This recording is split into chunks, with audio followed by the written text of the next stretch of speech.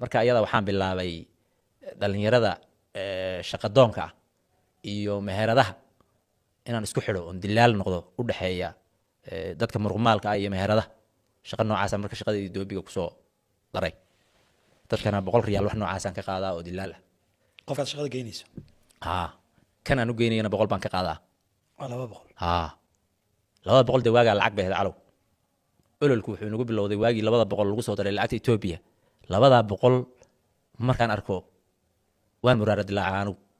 markay kala furnayd bay dhaantay markii bay dhaantay waa garta Sadiiqow lacagta waxaa tiri 200 khasaarun bay keentay kolkay kala furnayd bay dhaantay maxaad ku tiri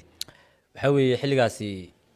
lacagta la bedelahay lacagtu qiimay lahayd $100 qofkii hela 100 birde $100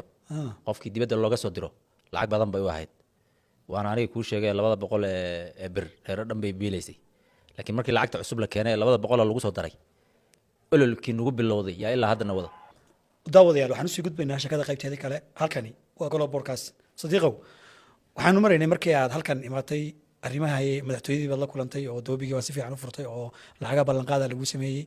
lacagtii ma heshay lacagtii waa helay inkastoo dhowr bilood igu qaadatay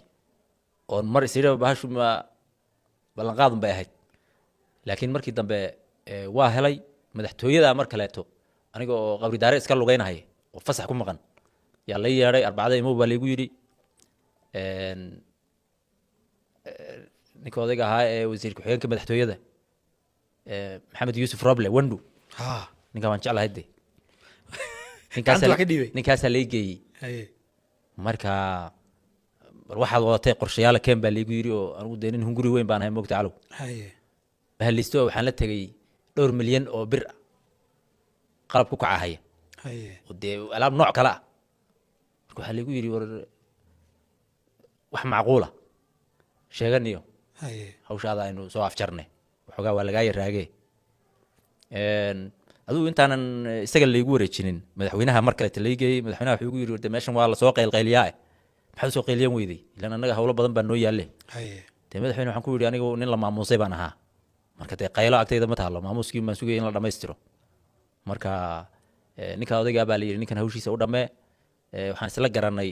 listahan wato inuu aad u badan yahay marka aan wax maaragtay macquula aan sheegto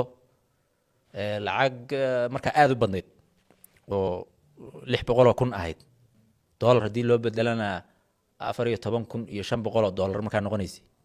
hadda 600,000 waxa meehe baa laysiiyey aad baan ugu mahad celinayaa madaxweynaha iyo dhammaan xukuumadda